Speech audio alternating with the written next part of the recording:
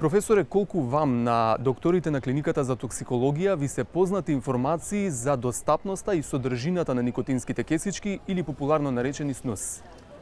Видите, ние ја пратиме проблематиката посебно во делот на хемикалии кои што можат да предизвикаат труење кај човечкиот организам, така да имаме можда не многу, меѓутоа имаме доволно информации, повеќе од медиумите и од достапна литература во кое што знаеме за каква супстанца се работи, знаеме дека веќе ја има кај нас на пазарот, значи дистрибуирана е, се продава и знаеме дека различни возрасти на индивидуи ја купуваат и ја користат, значи возрасти од 12 години па нагоре ја купуваат и ја користат.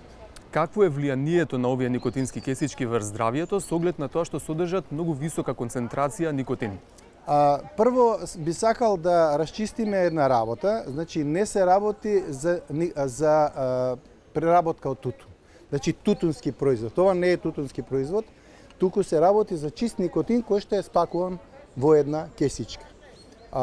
Тој внесен во организмот има афинитет кон различни органи во човечкиот организам. Знаеме дека чадот од цигарите неповолно делува практички на целиот организам, првенствено на респираторниот систем, на респираторните патишта, на кардиоваскуларниот систем, на срцето, на крвните садови. Подолготрајна употреба може дури и локално да предизвика одредени промени кои што можат да бидат и текако комплицирани. Меѓутоа, тука се работи за внесување на чист никотин директно во циркулација. И тој исто така си има афинитет кој ќе биде внесен во организмот и претежно таргет органи или органски системи му се централниот нервен систем и срцето. И одредено негативно штетно дејство има на дигестивниот систем. И тука се најчесто симптомите кои што ги предизвикува посебно кај помладата популација, кај индивидуи до 20 годишна возраст. Да, тоа сакав и следно да ве прашам. Какво е влијанието посебно врз тинејџерите? Значи, млад организам. Сакам да нагласам дека влијанието на оваа хемикалија, која е практички чист никотин, е многу неповолна баш кај оваа возраст, до 18 или 20 години, еве да кажеме, затоа што прво употребувана подолго време може да влијае на нивниот физички па и ментален развој. Има многу неповолно дејство на централниот нервен систем, го смалува можноста за правилно размислување и правилно расудување. Влијае на меморијата, значи ја намалува способноста за памтење и нормално заради тоа го пореметува процесот на учење. Тоа се возрасти кога да младите се школуваат и треба да учат и да го научат тоа што им е дадено како материја да го совладаат. Често пати се жалат на главоболки, на вртоглавици, па се изложени заради вртоглавица на одредени несакани повреди. Знаете, кога ќе се јави вртоглавица, може да изгубиш равнотежа, да паднеш и да се повредиш. Ќе се пореметува сонот, значи не спијат доволно, се пореметува видот, се пореметува апетитот. Значи многу последици остава посебно кај младата популација. Значи, ако знаеме дека една ваква кесичка има и 13 пати повеќе никотин од една цигара, тогаш овие симптоми би биле и многу поизразени, може да се заклучи? Апсолутно дека може така.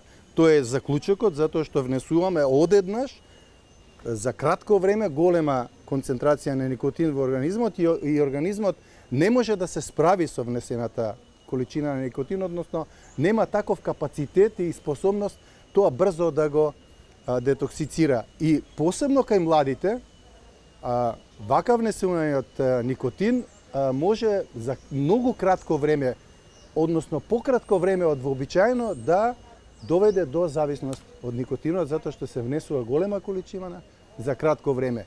А всушност и употребата заради која што се пуштени во продажба, односно се официализирани овие производи кај нас, се наменети за пушачи кои што сакаат да се откажат од пушење, затоа што тука, знаете, имаме измешана психичка, психолошка зависност, делумно физичка зависност, која што со овие кесички на некој начин малку ќе се прекинат некои врски од овие зависности и некои луѓе, ете, имам читано исповеди дека успеале да се откажат од пушење цигари, употребувајќи го овој производ. Но кога не пушач го употребува овој производ? Кога не пушач го употребува, има големи шанси да стане зависник од никотин. Не пушач, туку зависник од никотин. И знаете, постојано тоа да го зимаш е малце непријатно, затоа што внесено во устата предизвикува едно непријатно чувство во устата. Така го опишуваат луѓето што го пробале, а не сум го пробал. Меѓутоа е непријатно чувството и потоа, знаете, кој ќе стане зависник од никотин, полесна варијанта ќе биде пушењето цигари и затоа, знаете, и многу млади со многу малку години почнуваат да пушат, ги гледаме како пушат цигари. Доаѓа до еден обратен процес. Точно, практички тоа што се употребува за одвикнување од пушење кај пушачите, кај непушачите ќе предизвика зависност која понатаму ќе се манифестира со секојдневна потреба, неодолива потреба за внесување никотин. Дали се преку пушење или повторно со кесичка, тоа ќе си процени тој што тоа го употребува. Доктор, уште кажете ми, што би била вашата препорака како доктор за начинот на продажба и консумирање на овие никотински кесички?